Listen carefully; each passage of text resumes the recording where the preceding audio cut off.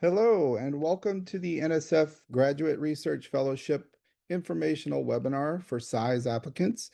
My name is Eric Russell with the Computing Research Association. I'm joined today by our colleagues Susanna Hambrush from Purdue University, as well as Jeff Forbes from CRA. Next slide. So the goals of this webinar are one, to supplement the official NSF material for applicants choosing Computer and Information Science and Engineering, or CISE, as their major field of study, to address questions related to applying to a PhD program, and also provide an opportunity for participants to pose questions they may have. Please note that we assume you are familiar with the material presented in the GRFP solicitation, and we're going to post the link to these in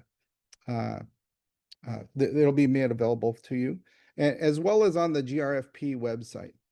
The slides not drawn from the official NSF slide deck, which is posted at the GRFP website, reflect the views and experiences of the presenters. So again, important disclaimer, please refer to the GRFP solicitation and the program website for the only official answers. So we'd like to talk about eligibility.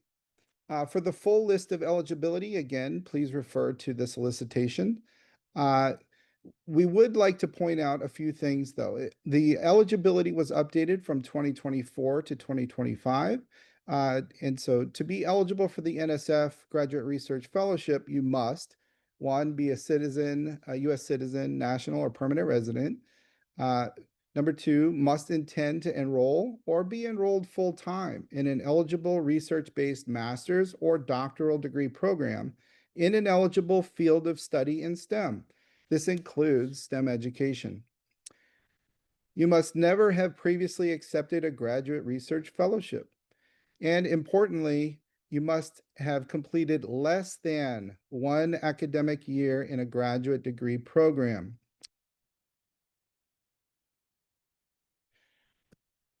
When completing an application, all applicants will need to indicate which level they are submitting to. And so level one is reserved for undergrads and undergraduate in the final year of a bachelor's degree program. This also includes bachelor's degree holder with no enrollment in a graduate degree program. Non-degree graduate coursework is permitted or allowed. And then level two, this is individuals that have been enrolled in a joint bachelor's, master's degree program with at least 3 undergraduate years completed.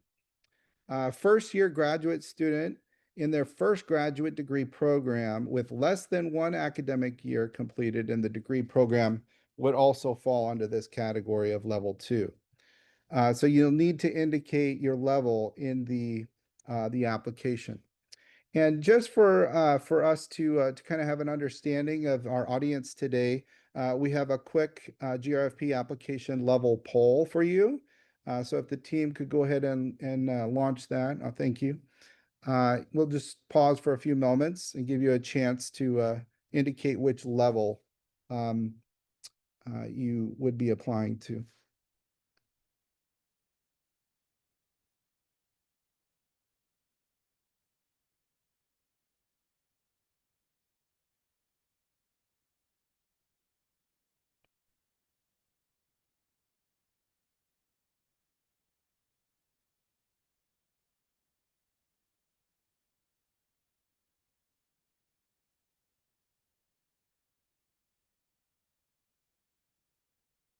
Okay, all right, looks like we have about 27% have indicated level 1 and about 64% for level 2.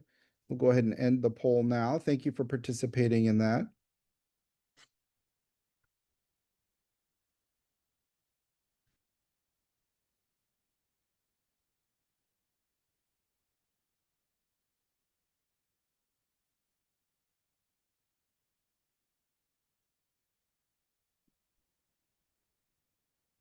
Okay, so next we'd like to talk about the GRFP benefits. So an overview.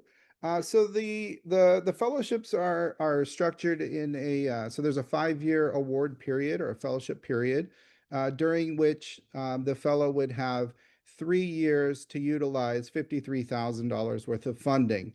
And that 53,000 per year for those 3 years is comprised of 37,000 towards an annual stipend, and $16,000 goes towards the cost of education allowance, and it's paid to the institution. The COE, or the cost of education allowance payment, covers all tuition and mandatory fees, so there would be no cost to the student. Other NSF opportunities for funding include the phased program for individuals with disabilities, as well as career life balance initiative. So some additional comments. So again, as I mentioned, the fellowship offers 3 years worth of support during a 5-year fellowship period. You and your advisor determine which years to utilize those funds. So you would declare your fellowship status for the upcoming academic year, and that's how that is managed. In a CISE PhD program, students can typically expect RA or TA support during remaining years as a PhD student, and this assumes that the fellow is maintaining the expected progress in their academic program. And then departments with higher TA RA stipends generally do make up the difference. And the cost of education allowance, the COE, is sent directly to the university in lieu of tuition and mandatory fees. And then the fellowship is established for the awardee. So if the awardee decides to change institution or program, it is possible for the fellowship to follow you. And with that, I'll go ahead and turn it over to my colleague, Suzanne. Okay, so I'll take over from here. We have slides that are really talking to anybody who applies to the CISE directorate. If you're indicated you're in another directorate, you still learn something, but keep in mind that every discipline is different.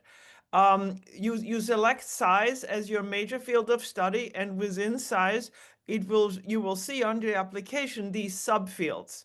And if you look at these subfields and you go, oh my subfield or my interest isn't there, you realize, yes, this will happen. You choose the field that is most closely related to your subfield. So if you go to the next slide, we pulled from departments. I just go forward to the next slide. I want to go back. So these are sort of the areas in computer science that you find in departments. And if you look at this, you realize there are lots of stuff in there that's not on the previous slide. So don't stress out over that. So let's go back to the previous slide. On the subfields, you really should have, you should indicate at least one that's closest to what you describe as your interest and what you describe in your research section. So it needs to line up. If you describe multiple that are not connected, it will be very confusing because it will determine who reviews your application. So it needs to make sense. So if you, for example, want to do cryptography and do more theory, you might check the cybersecurity or computer security and privacy. Again, those two, it's not clear which one you fall into. And then check theory so that it's clear you are going to be a theoretical person. If you're in NLP, you want to make sure you check NLP. You might want to then just check AI as well. So think this through. If you're already in a grad school, talk to your advisor about that. So you're I don't think you rank them, even though you should probably give the most important one first. So assuming you've done this, then you are, let's look at the components of the of your application. So let's go to the two slides out where it says, okay, so there are only 5 parts to it, right? So it doesn't look so bad. So you will fill in the personal information first, which are boxes that you will populate, and you will add boxes as you need them. And it gives you pretty much what would be on your CV or resume, but no explanation can be given. There's no space for that. So that's as long as your record is. You then have 3 pages to write about you. You can take what you have written on section 1, where you filled out the boxes, and expand on that because they are important. And in addition, you want to discuss your background and your future goals, and so that future goals means, what research are you interested in, and what do you want to do after you have a PhD. 3 pages is a lot. Don't feel like you need to fill these 3 pages. What somebody who's a reviewer is looking for, something that's well written and gives the information needed. And sometimes they're happy if it's only 2 pages. Then the second document you prepare is a research plan statement. If you are already a PhD student and you have a research area, this will be somewhat easier to write. And if you're still an undergrad or you are out in industry, that can get a little bit trickier to write, because you have to demonstrate that you know what research is and how to do research. And it's on a problem that should be in your areas of interest, but it doesn't have to be your PhD research. It's more demonstrating that you know how to do research. The first part are the transcripts, which some of you have one, some of you have a number. They have to be the official ones. They uploaded as PDFs. And the final thing are the letters, which we will get through. This is a little confusing. In the end, what you must do is give at least 3 names of letters in your application, and 2 of those letters have to be received before you actually submit. Okay, and so we'll have a slide on that. So this looks like only 5 bullets, but this is a lot of work. It's a lot of work. I'm not, from all the fellowships that you may apply in future years, this is one that is more work. So let's go to the next slides. We're gonna go through these pages. Next slide is so yes, it takes effort. If you are applying to grad school, it will help you prepare your grad school application, even though you cannot one-to-one reuse what you do here. So a grad school application is somewhat different. You must have an account that created at research.gov, which then has this GRF module and guides you through this. I actually think the module is quite okay to work through, but there are lots of pieces and there are lots of requirements. I honestly can tell you that I have had students that I was a letter writer for, their application was rejected because the transcript didn't have the right PDF format, and that was 5 minutes before the deadline, and they never applied. And other things that did not pass the PDF, the checks that they run, basically kicked out the application. So this is really, following the rules is really important. Your deadline for CISE is November 12th, your local time, so they are staggered. And the deadline for the reference letters that have to be submitted, you must have at least 2 letters received, and you must give 3 names. Okay, and you can give a total of 5 names, and the order in which you give it will be the order they are being used. So this is the most confusing setup I have ever seen on letter writers, but you want a PhD, so you'll be able to handle that as well. Okay, make sure that you really have letter writers that submit on time. That if they are not faculty, they may not understand. Tell them this is just like the IRS. It needs to be done on time. Okay. Only official transcripts, and there are all kind of compliance tests that happen, which sometimes surprisingly it says we cannot accept it, and you need to understand why. All right, so let's look at the next slide. That is the okay. I already told you that follow the instructions given in the solicitation. Then there are the guidelines on what the writing in the section should look like and what is required. You're not supposed to read it now. You may not even have to read it, but you must read it and you must follow it. And not just every second one, every one of them. For the personal and research plan statements where you upload a PDF each, they are providing templates in Word, and I'll show you a slide shows you that a template, and I really encourage you to use those templates. Don't turn them into LaTeX, because LaTeX is the only way you want to live. You download a Word file that is set up for the way it should be. So and we'll come back to the templates. Next slide. So the first part should not be too difficult. You fill in the academic into institutions attended. Read the guidance on top of that section. They're really interested in the ones you received a degree from. And so if you've been through many institutions, not all may be required. So read this carefully. There is a section on employment you had that could be the employment at your undergrad institution, jobs you had, internships you had, anything, all your research and teaching experiences. And teaching experiences would most likely be a TA, and anything else you did in other functions. All your awards, honors, technical competitions, scholarships, if you have publications, yes. If you have given presentations that were about work you've done, or at some special invitation, list them. Obviously, programming contests and Olympiads and Putnam exams, these are all things you want to list.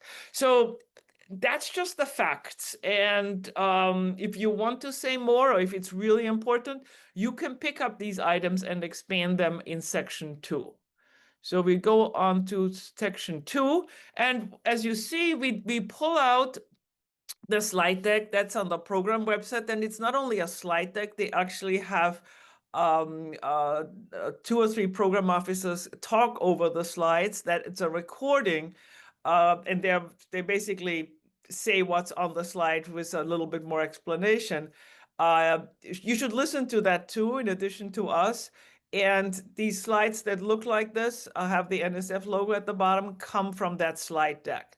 So section 2 is an important section. I mean, you tell your story, you tell who you are, you tell what motivates you, what you want to do, where you want to go, and you also discuss your experiences and what you have done so far.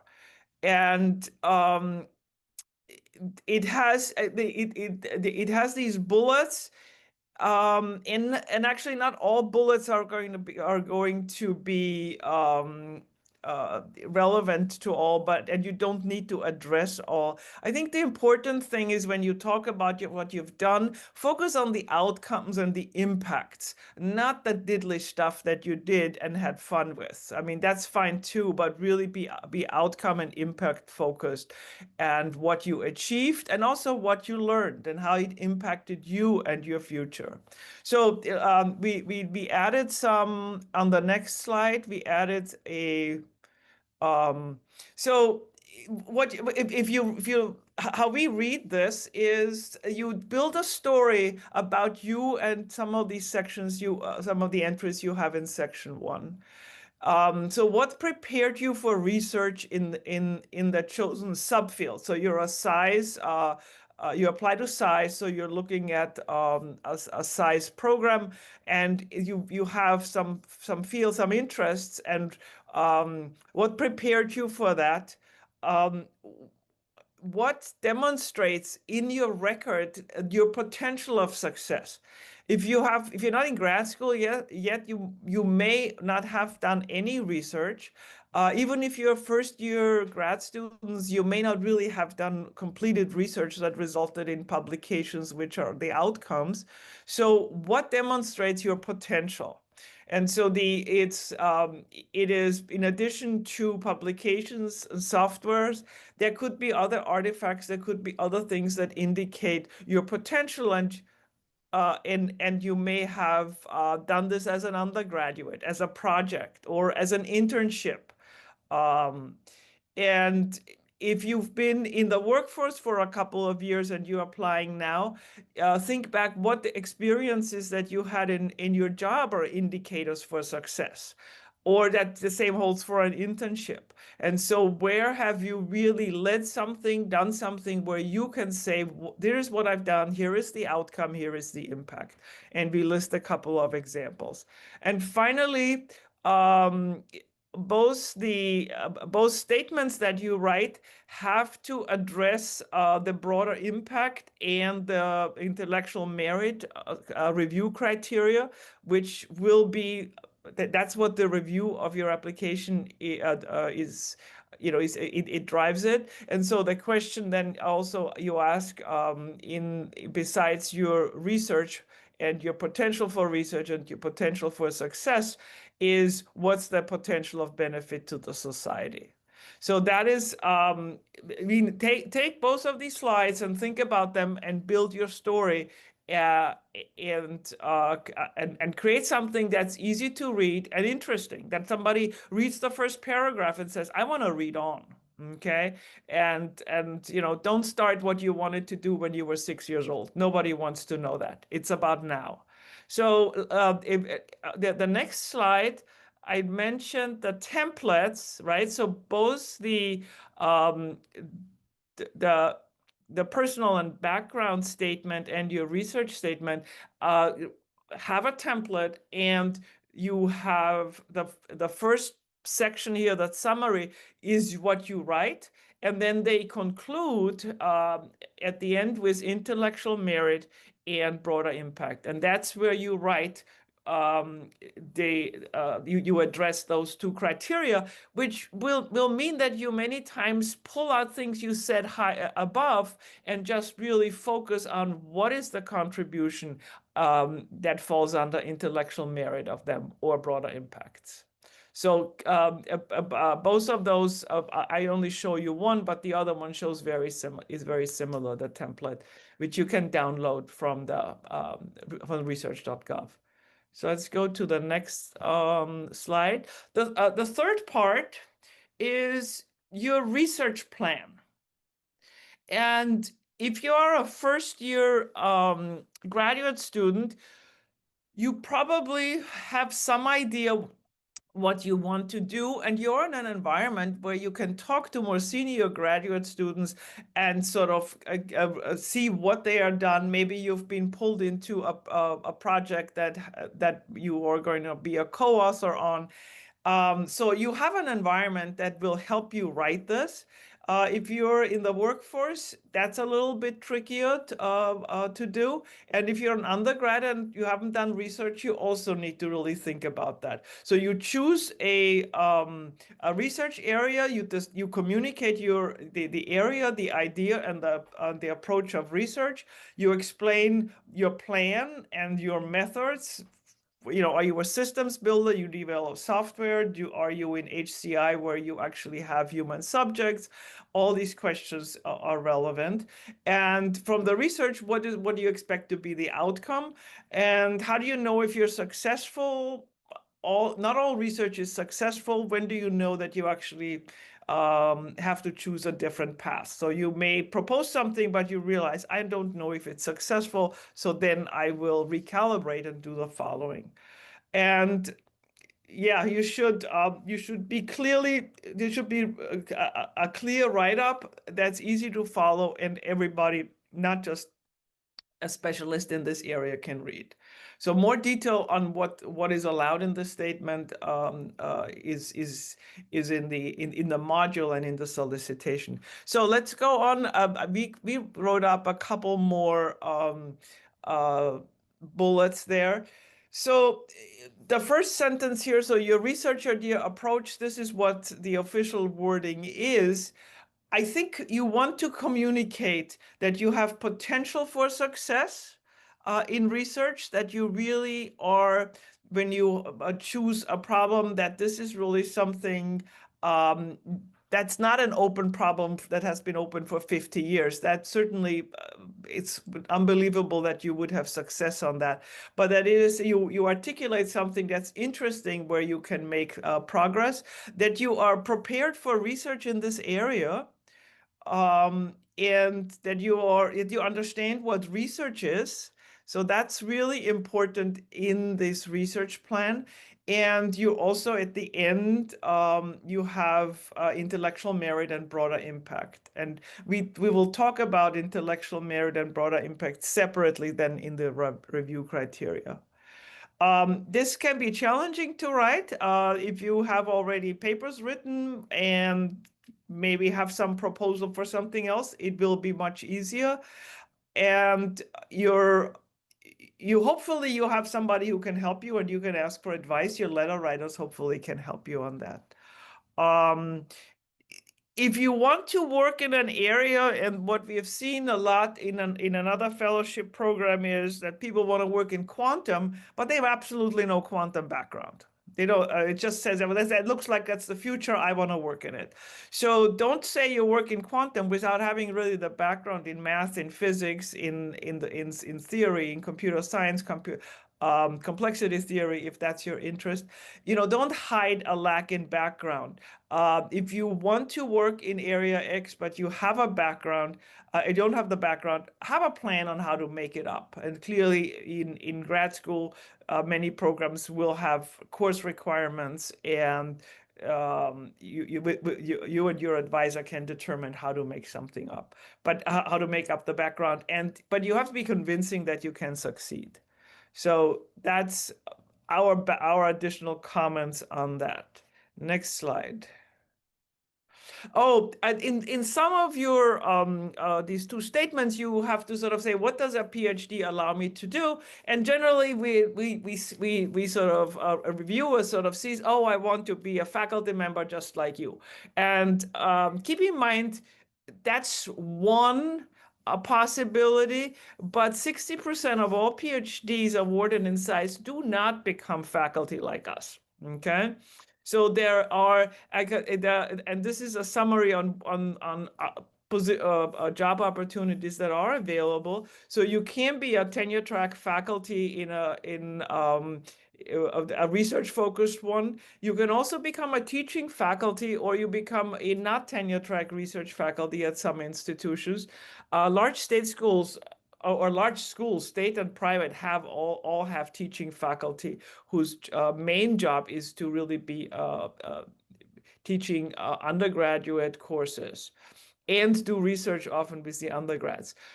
You could do non-academic research in a lab, which can be industry, government, national labs. You can have some applied research positions. So there are many opportunities there. Or you decide that your goal is really to go into research-driven leadership and be an entrepreneur, have a startup, be in consulting, or have some other leadership role.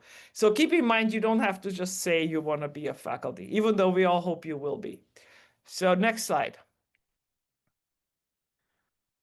Oh, these two. So let's do the transcripts. It has to be the official transcripts. And no, sometimes when you get them from an institution, they have password protected. No, they're not. So when you upload them, make sure you can look at them again and have the right format.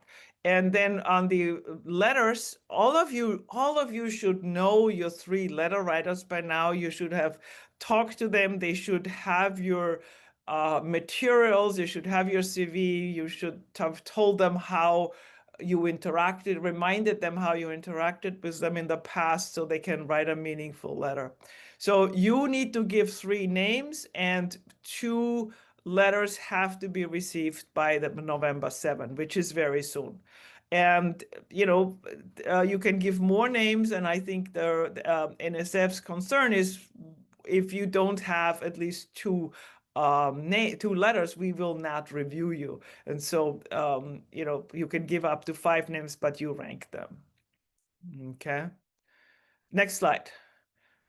This is really for people for all the participants who are applying to grad school.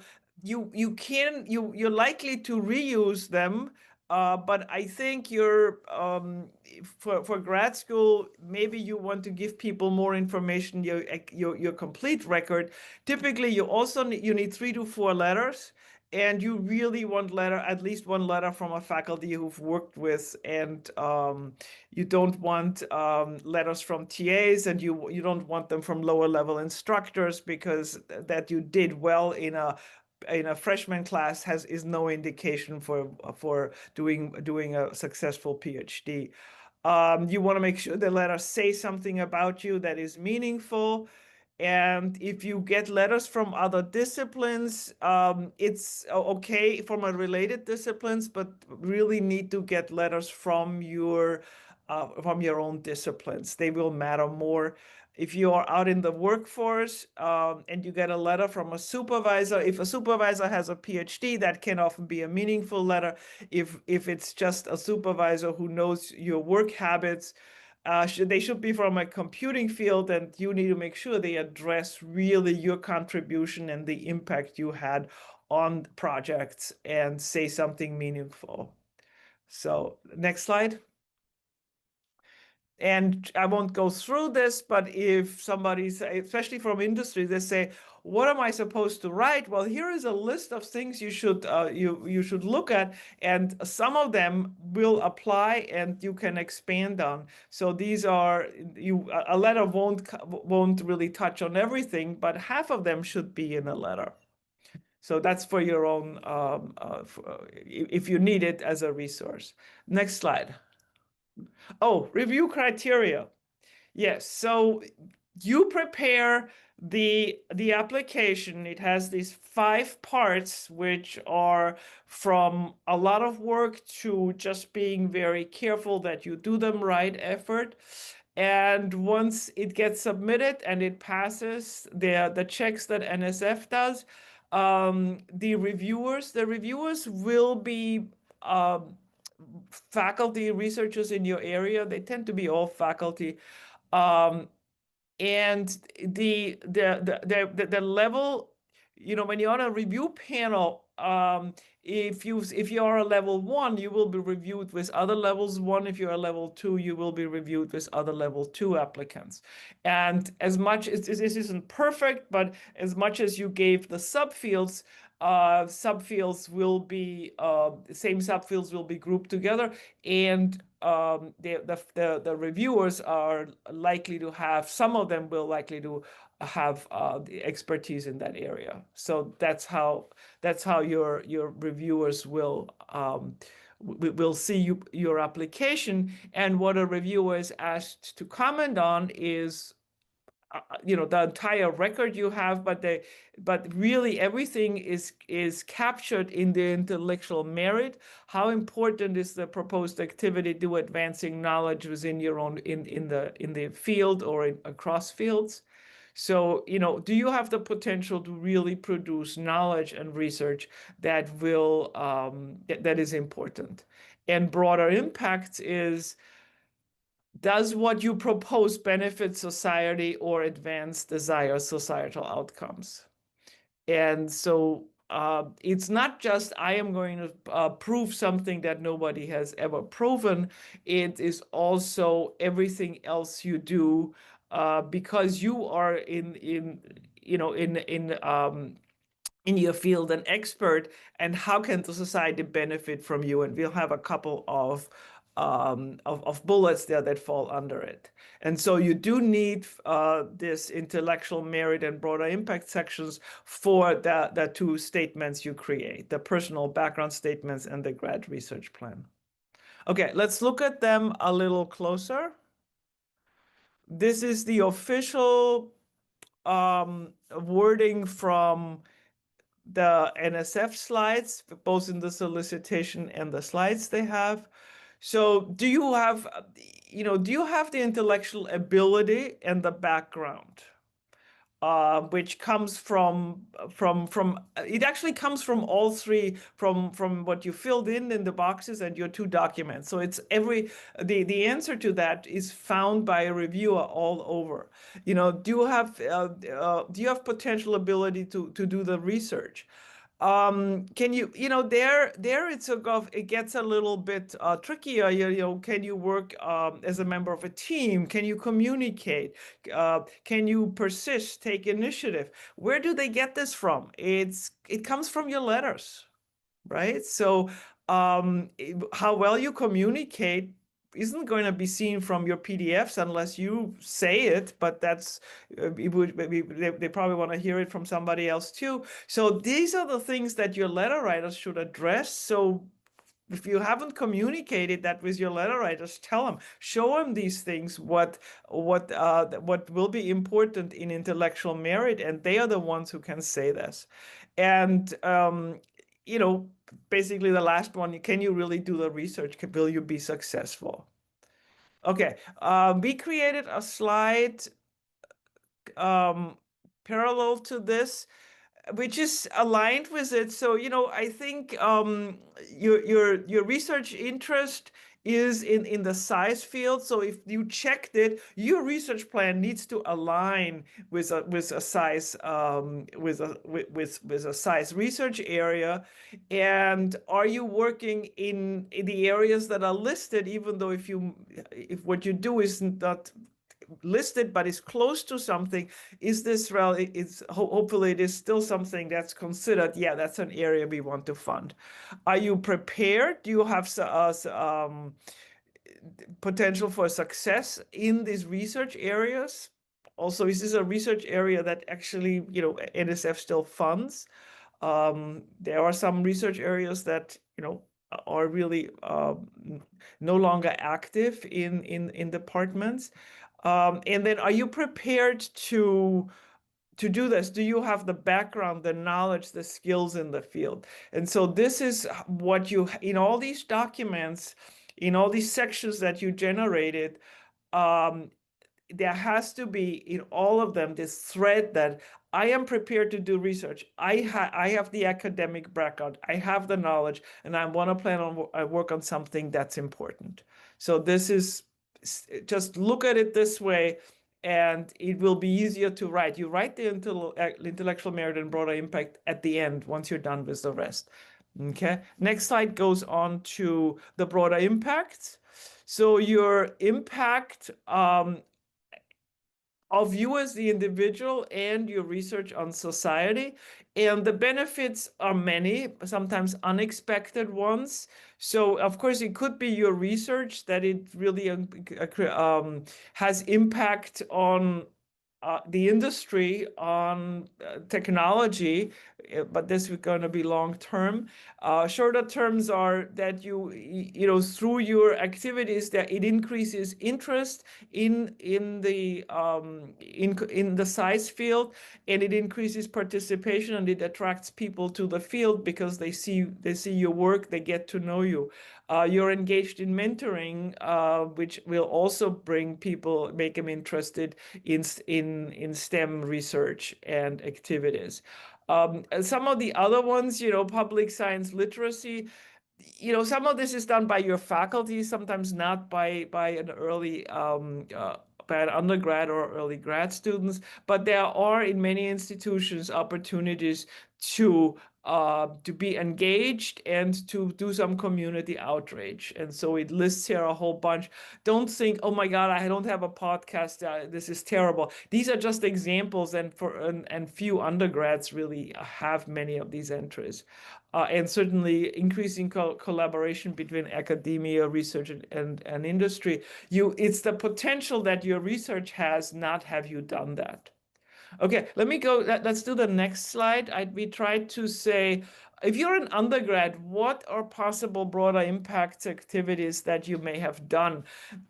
Many students that I see that apply for fellowship and pursue grad school, they have a history of being a tutor, not necessarily in computer science in the high school, but in math or stat. So if you've been a tutor somewhere along your high school or in your undergraduate, that's clearly a past activity that matters. Increasingly, undergrads work as undergrad TAs. So that is actually, it varies quite a bit what a TA does. It could be from holding office hours to actually managing, 15 TAs, and then they are promoted to head TA. So if you have TA experience, especially if you did this more than in a number of semesters, explain it. Explain the impact you had and the impact it had on you and what you learned. You've been a mentor. You might be in some Big Brother activity to younger students. You've done some community service where you may have used your experience in computing and technology. You may have coached some individuals. So these are things that we see with undergraduates, and many of them will continue. And they get closer to what's on the previous slide, what NSF lists. So as a grad students, you will have teaching and mentoring opportunity. You will be able to communicate the value of your research and the value just of computer science as a field to a broader audience. Many departments have outreach activities to K to 12. They're always desperate for judges in science fairs, so that's something you can, if it matches your interests and your background, you can do. And other ways to communicate your field of science. Many departments have science writers. And so, if you have done research that is impactful, they will write about it, and it will go to the alums and it will go to the other students. So that's some examples to give you an idea how to think about it and not stress out, because all of you will have had some activities that are past broader impact, and you will come up with some that are convincing and relate to your past so far that are future ones. All right, next slide. Talk about the timeline. And again, the timeline's more important for those of you who are also applying to grad school. And so the PRFs, the first thing is, well, you already have you're almost done with your application, I hope. The letters are due November 7th, then you submit your application. In the spring, sometimes in April, sometimes that dates slip, you will find out about the decision, whether you get a fellowship or an honorable mention or neither. And you have then until May to accept the award and really declare where you are going, and you have to then start this fellowship in the fall semester. So that's the GRF timeline overlaid with the timeline that when you apply to grad school, and they don't line up perfectly. Can we look at the next slide? So if you are applying to grad school, so you are in the fall, you've decided you want to apply to grad school. By now, you also have identified letter writers, and what you're actually writing is a statement of purpose, and some schools will want a personal statement. And a personal statement is a little bit like your Section 2 description. It should just be 1 page, it's not 3 pages, but it will be material from there. Your SOP is really focused on your abilities to succeed in research, and you actually have to identify the research you want to do. It's because and who the faculty advisors would be at a particular school. So you select schools, you apply. This is all you. If you do all this, you have a busy fall, and then in the late fall, you are submitting the application to the GRF. You're submitting to most schools in November, sometimes in December. And so by the end of the year, you're done with submitting everything. When you hear from schools for admission to a PhD, you may hear in February from some schools. You may have some faculty want to talk to you and decide whether you be a good match for their research project. And so you don't the times you hear of admissions change is anywhere February, March. You have to decide by April 15, and that's sometimes crunch time because you may not have heard from your GRF fellowship. So that can be having a fellowship makes you attractive to many PhD programs. So I know enough students who did not hear from a program, but got a GRF, contacted the grad office and said, "I've got a GRF, fellowship. When can I hear from you?" And they heard very quickly. Okay, so other schools, they say, "Well, I don't think that will change, will impact our decision." So if you get a GRF and you haven't heard from some schools, feel free to contact them. That's certainly okay to do. Now, what comes next? Well, I bet the third slide is what do departments do? Can you go to the next slide? Departments sort of figure out now admissions goals. They review they start end of December. Most of the reviewing happens in January. It is done, faculty who are looking for students are the main driver of the reviews and the decisions. And then February, March comes there may be additional interviews there, but decisions are being made during that time. If you haven't heard from a place by the end of March, most likely you are not one of the top applicants that they want to attract. And then we said you have a April 15 deadline. When Eric talked in the beginning, he said that fellowship gives you the funds for 3 years of support within a 5-year window. And in CISE, definitely in computer science departments, we don't admit PhD students without a support, and any students who's successful and the advisor is really agrees that the support, the progress is very good, will be supported the other years, be it 2 or 3, as a TA or RA, or will be nominated for other fellowships that are awarded to students in a program. So I think that should not be your worry about what do I do the other years. Okay, next slide. I think we're almost done. Yes, so this is our last slide.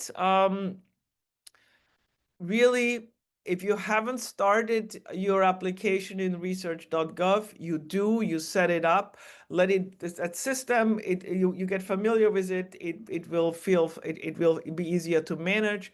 Remember, there's 2 deadlines, and the transcripts, get an official transcript that doesn't have a password or anything, and then upload everything and make sure it passes tests. Upload repeatedly so that, even your statements, once you have it, upload it and see that it's okay. Like, there can't be any URLs in your statements, so that all these things that, I missed that it's detected soon and you can correct it.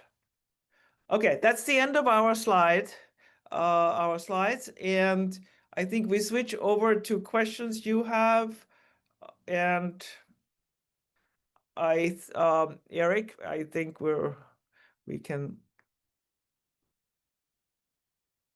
yeah. Let's see.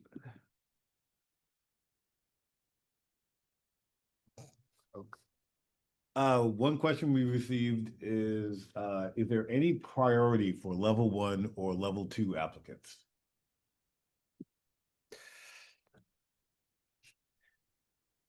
Do you know the answer, Jeff? Not really. Well, they're usually reviewed Independently, yes. Yes. Priority in terms of we do not know whether how many of each they're going to award. That is not something we know. Yeah. So, just for full disclosure, I worked at NSF, and I did handle GRF applications when I was at NSF for 3 years, and I've also dealt with students. And so there are other funny rules on the GRFs. For example, there is a geographical distribution on high schools as supposed to be met. So if you are from California or Massachusetts or New York, you're actually, your chances with respect to that criteria of where your high schools are not as good as if you are from Kansas or Nebraska. So there are many other things that come in that may impact in the end level 1 and level 2. So it's not that easy to say. Scan and upload a paper transcript. Oh no, whoever said this, please. Official transcript is one that's issued by the university, right? So you are going to hopefully they will actually send you this as a PDF. If they don't, then you have to scan it. But you're, yeah.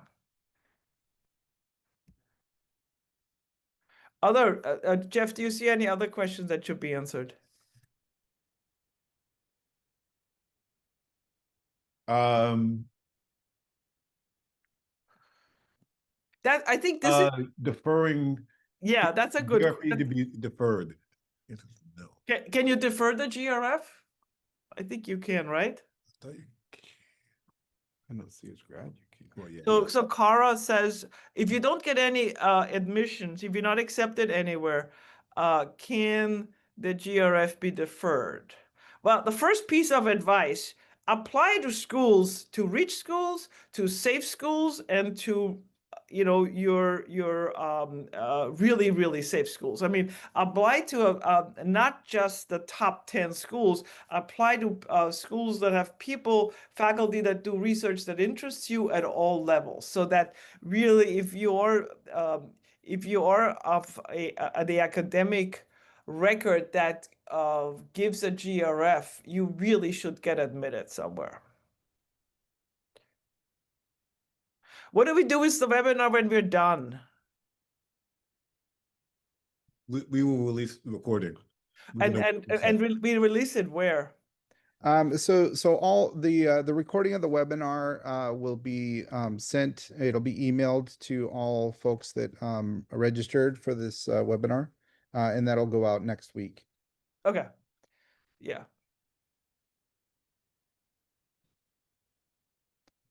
Oh. Oh, I see. So the question with the URLs and all this, you can't have URLs in there, links in there, because I guess that's really a security issue. So read very carefully and let it run the compliance check days before. Because there's a requirement on all those things.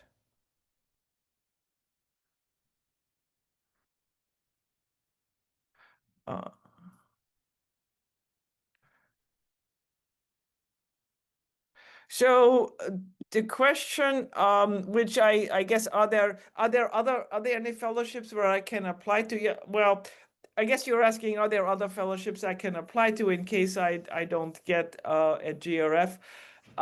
For incoming students, it's gonna be a little tight, right? I mean, so if you apply to grad school and get admitted, every program has fellowships that they give to incoming students. They're generally not 3 years, but they're 1 or 2 years. So you clearly have opportunities, if you don't get a GRF, to get a fellowship from the institution that gives you admission.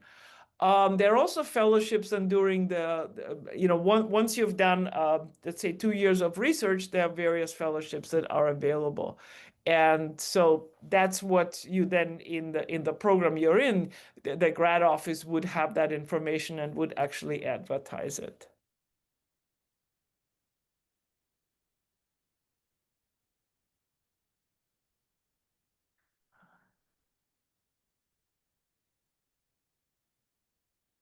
The question on, I don't want to start grad school, if I understand that correctly. in September, but in January, but can I apply? And the answer is no, you cannot. You would have to apply the next year, and you would be a first year grad student.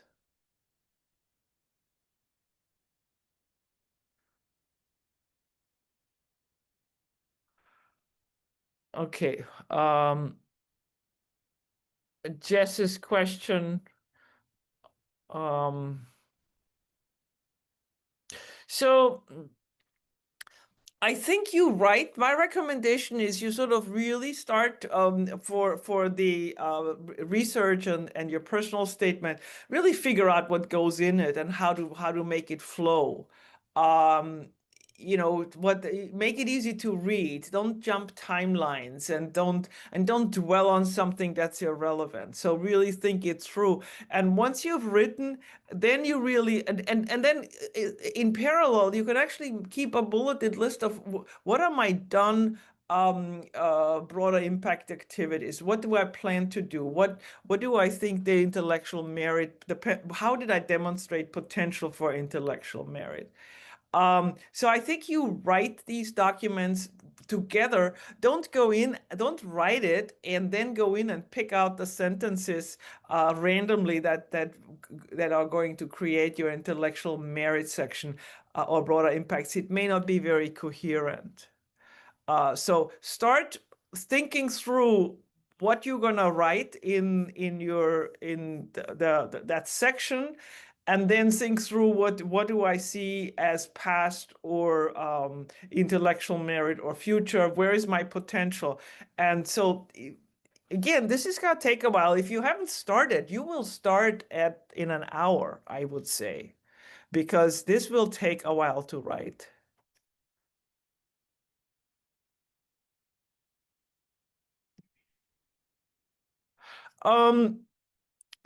The question about product impacts, I think if you are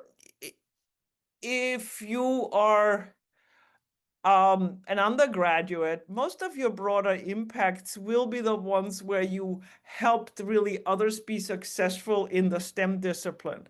So they will be realizing I've taken those courses or did well. I now understand how to explain this to others and get them excited about it. If you've done research that as an undergraduate that already had outcome in terms of publications, then your broader impact would be a little different because you may have gone to conferences and you actually connected and you started creating a network with people in the same area, which now has made everybody better, right? So it varies a little bit where you are in the timeline and also what you've done.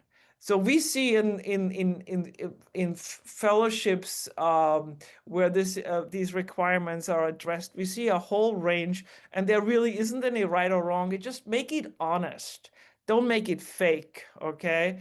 And make it something where the reader learns something about you.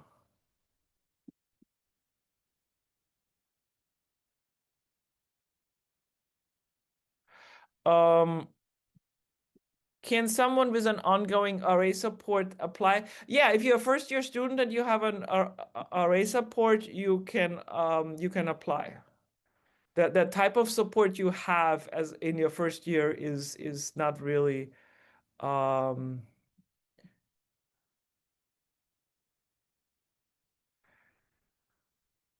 so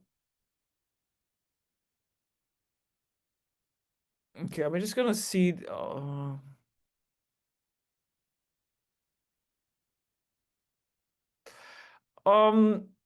that's a good question. The last one I see here, you as an undergrad, you didn't work with any faculty really closely. You go to people that you had in a class and you did really well in.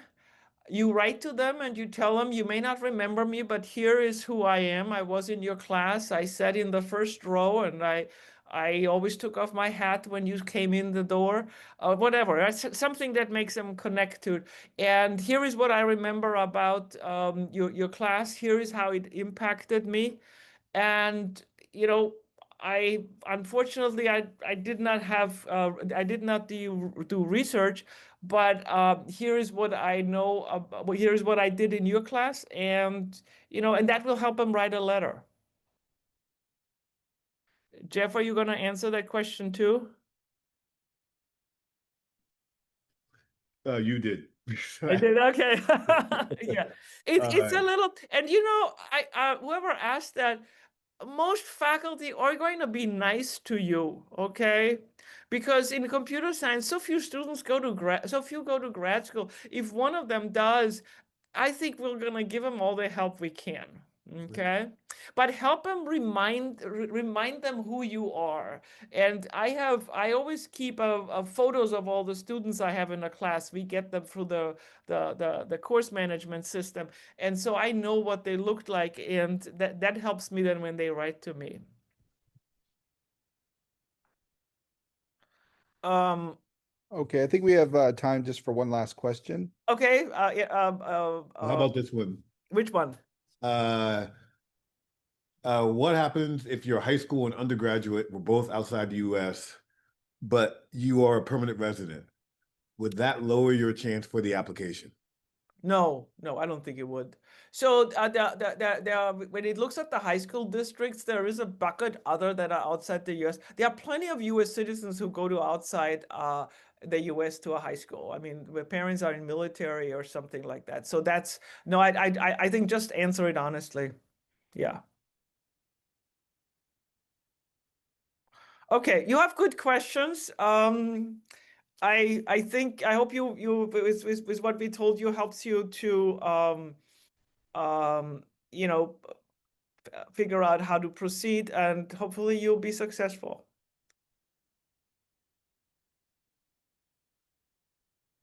All right. Thank you everyone for attending today. As we mentioned earlier, we'll send the recording of the webinar to everyone who registered for this webinar next week. And so be on the lookout for that email. And yeah, we wish you the best of luck. Thank you and have a good day.